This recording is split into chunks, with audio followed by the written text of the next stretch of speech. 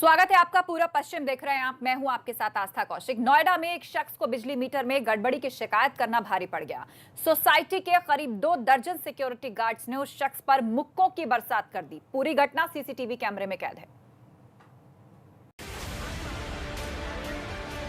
एक शख्स ने सोसाइटी में बिजली की शिकायत क्या की, उसकी शामत आ गई। पल भर में सिक्योरिटी गार्डों का झुंड इस शख्स पर टूट पड़ा और ढिशुम ढिशुम चालू हो गया।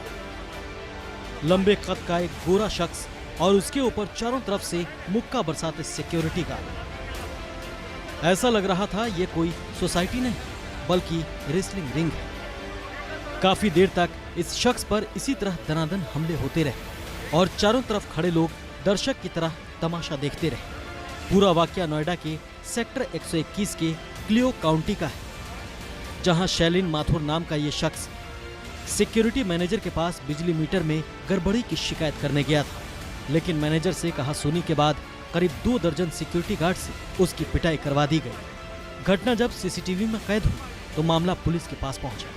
पुलिस ने इस मामले में केस दर्ज कर लिया है और 5 लोगों को गिरफ्तार भी कर लिया है। एबीपी गंगा के लिए नोएडा से अंकित चौहान की रिपोर्ट। हापुड़ में 2 पक्षों में मामूली कहासुनी के बाद पथराव हो गया। इस घटना में 3 लोग जख्मी हुए हैं और पथराव का ये वीडियो सोशल मीडिया पर वायरल हो रहा है।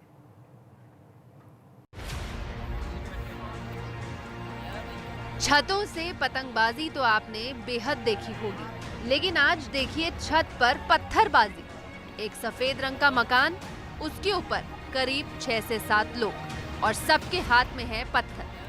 वीडियो में आप देख सकते हैं कि कुछ लोग दूसरी तरफ पत्थर फेंक रहे हैं। जाहिर है पत्थर दूसरों के घरों पर फेंक रहे हैं। हालांकि दूसरी तरफ से पत्थर इस घर की छत पर भी फेंके जा रहे हैं। पत्थरबाजी का ये वाकया हापुड़ के थाना धौलाना क्षेत्र के सालेपुर गांव का बताया जा रहा है। जानकारी के मुताबिक 2 पक्षों में मामूली कहासुनी हुई थी, जिसके बाद उनमें विवाद बढ़ गया और विवाद ने पथराव का रूप ले लिया। इस घटना में 3 लोग घायल हो गए हैं। पथराव का ये वीडियो अब सोशल मीडिया पर वायरल हो रहा है। एबीपी गंगा के लिए हापुड़ से प्रदीप की रिपोर्ट। वाराणसी में जिलाधिकारी कार्यालय के सामने आज कांग्रेस के प्रदर्शन में हंगामा हो गया। धरने पर बैठी एक महिला कार्यकर्ता मूर्छित होकर गिर पड़ी। इसके बावजूद भी वो नारे लगाती दिखाई दी।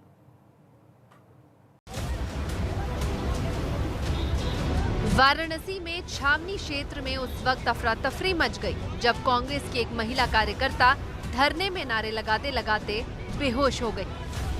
एंड वक्त पर महिला कार्यकर्ता को संभाला गया। महिला कार्यकर्ता काफी देर तक मूर्छित सी रही, लेकिन खड़े होने के बाद वो फिर से नारे लगाने लगी। दरअसल काफी संख्या में कांग्रेस पार्टी के कार्यकर्ता जिला अधिकारी से मिलने जा रहे थे, लेकिन पुलिस ने इन्हें छावनी क्षेत्र में रोक दिया, जिसके बाद प्रदर्शनकारी वहीं पर नारेबाजी करने लगे। आपको बता दें कि हाथरस की घटना के विरोध में विरोध जताने वाले कांग्रेस कार्यकर्ता जेल में भूख हड़ताल पर हैं, जिन्हें रिहा करने के लिए ये कांग्रेसी कार्यकर्ता जगह जगह धरना प्रदर्शन कर रहे हैं। आरोप है कि प्रशासन के हस्तक्षेप के कारण उन कार्यकर्ताओं को रिहा नहीं किया जा रहा, जिसके चलते पार्टी रोष जता रही है। एबीपी गंगा के लिए वाराणसी से नीतीश पांडे की रिपोर्ट। अगली खबर हरिद्वार से, जहां 3 साल की मासूम बच्ची की पिटाई का वीडियो सोशल मीडिया पर वायरल हुआ है। खबर सामने आने के बाद पुलिस ने मामले को संज्ञान में ले लिया है।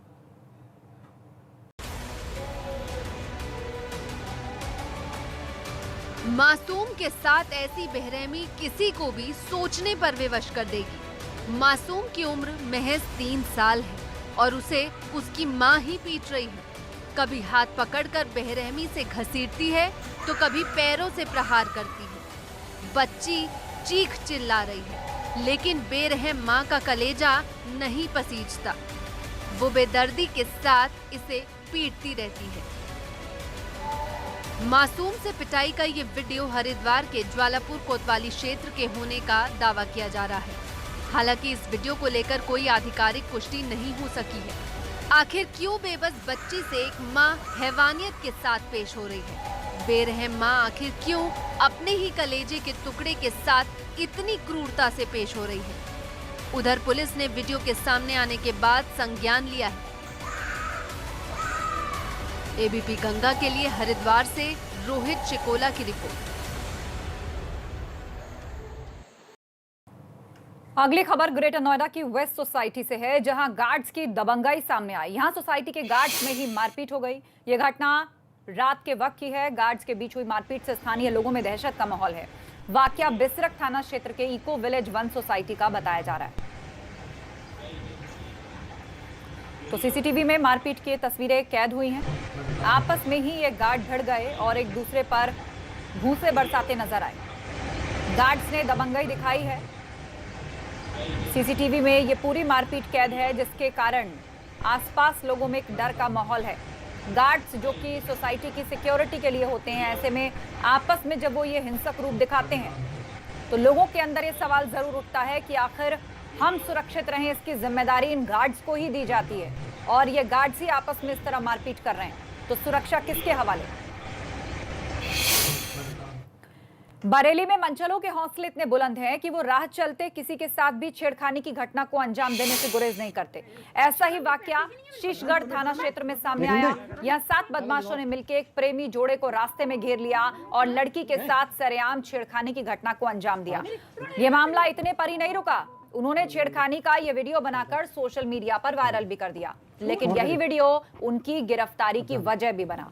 पीड़िता की तहरीर पर पुलिस ने अब 7 में से 5 लोगों को अपने शिकंजे में ले लिया है और यह दावा किया जा रहा है कि जल्द ही बाकी के 2 लोग भी पुलिस की गिरफ्त में होंगे।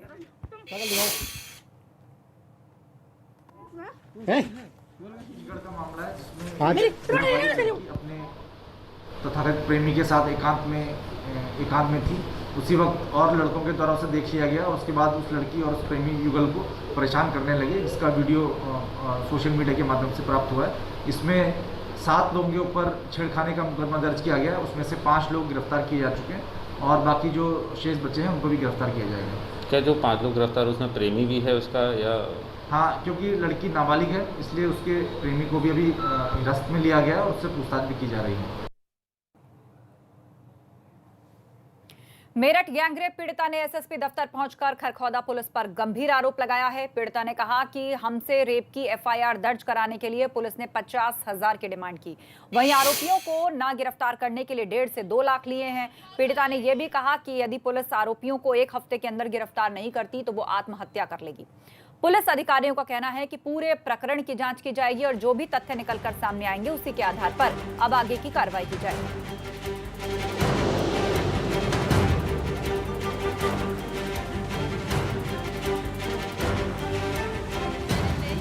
खरखोदा थाना में रिपोर्ट लिखाई थी शहजाद उर्फ पासा के खिलाफ, लेकिन फिर भी पुलिस उन पर कार्यवाही कुछ नहीं कर रही है और वो खुलेआम घूम रहे हैं और हमें रोज धमकी दे रहे हैं जान से मारने की, लेकिन कुछ भी नहीं हो रहा है। आज मैं एसएसपी से मिलने आई थी, आज फिर उन्होंने कह दिया है कि सीओ से मिली है। मैं परसों ही सीओ साहब से मिली थी, कभी कह देते हैं कि एसपी से मिलो, कभी कह देते हैं एसएसपी से मिलो। आज फिर सीओ साहब से मिलने के लिए कह दिया है, दूसरों पे डाले जा रहे हैं, कुछ भी नहीं कर रहे हैं। सारे लोग वही घूम रहे हैं, कभी कोई गाली गुप्तारी करता है, हमें मारने की धमकी दी जा रही है। फिर हम परेशान हो गए, अब क्या करें हम। खरगोदा थाना के जो बीएस चौहान है उन्होंने खुद मोटी रिश्वत खाई है। सब कोई यकीन करने को तैयार नहीं है। हमारी रिपोर्ट लिखाने के लिए भी क्या नाम है, उन्होंने हमसे भी पैसे लिए, हमें भी नहीं छोड़ा। उन्होंने हमसे 50,000 रुपए लिए हैं रिपोर्ट लिखाने के, उनसे भी लिए हैं, लेकिन फिर भी कुछ नहीं कर रहे हैं। आरोप इनके निराधार हैं।